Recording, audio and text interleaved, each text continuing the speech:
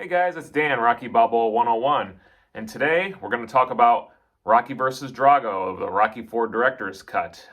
This is going to be a general video, basically just giving some general information about my experience seeing it on the big screen, and not going into spoiler territory. I'm going to do a second video where I break everything down. So feel free to watch this video and don't be worried that I'm going to be giving anything away that hasn't already been talked about. But if you want to be spoiled with everything, watch the video that will come out after this one. So let's just go ahead and get started.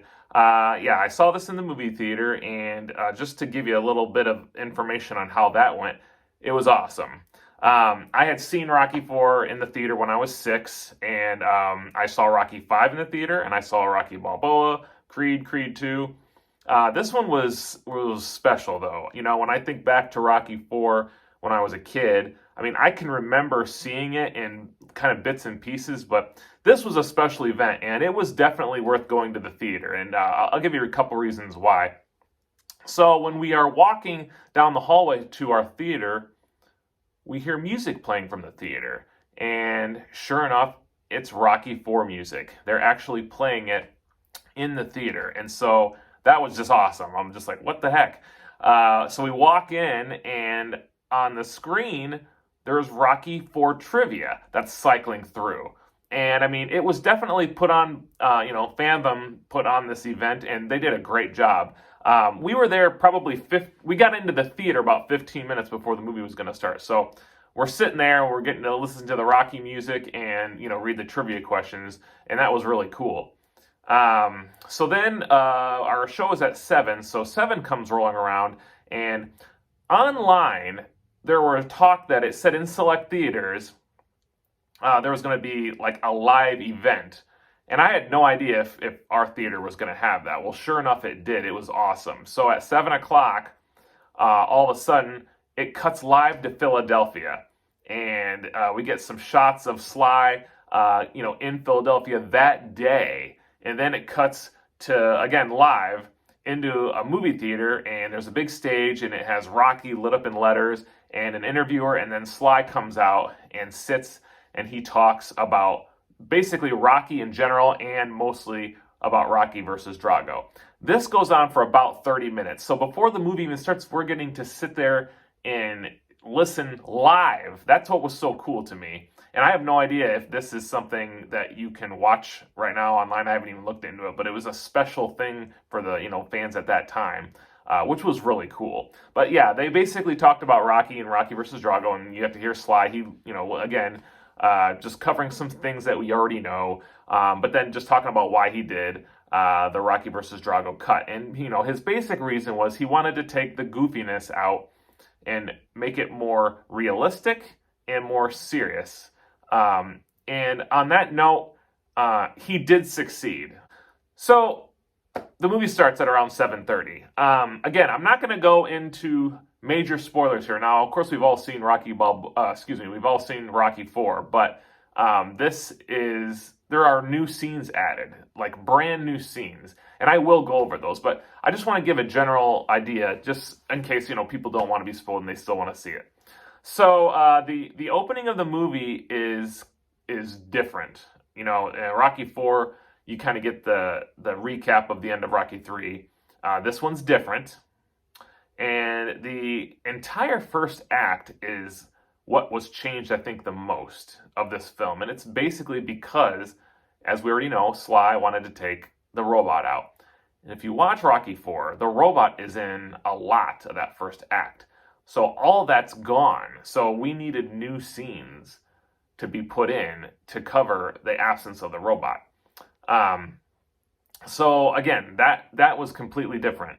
When you think about Rocky 4 and where the robot was, it's like the beginning birthday party for Paulie, that's gone because the robot's in all of that. And then for a tonal reason, the Rocky bedroom scene about the anniversary is gone as well. Now, that scene didn't need to be gone, but it had a lighter tone. And again, Sly was going for a more serious tone. So that scene is gone as well. So when you think also about the robot being gone, think about who is in those scenes together. Robert and Paulie. So Robert is in the movie quite a lot less, and Paulie's role is a little bit less as well. Another role that changed was Ludmila. She is not in the movie as much. So those are the three characters that lost some screen time. So getting more into the first act with Apollo and his fight with Drago.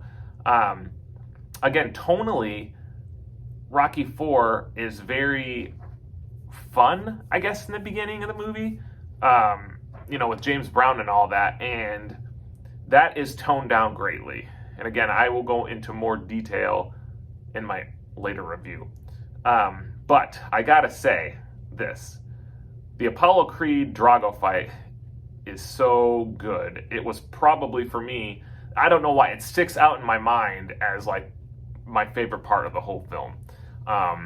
Sly really knows how to cut a boxing match, and he did so good.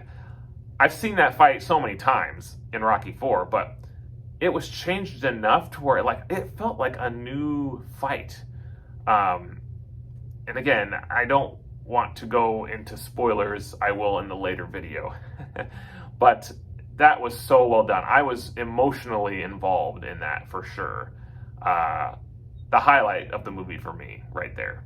From here on out, a lot of the scenes are similar with new takes, and we get a few additional new scenes as well. There were a few that I thought were better in the theatrical cut of Rocky IV than the Rocky vs. Drago cut.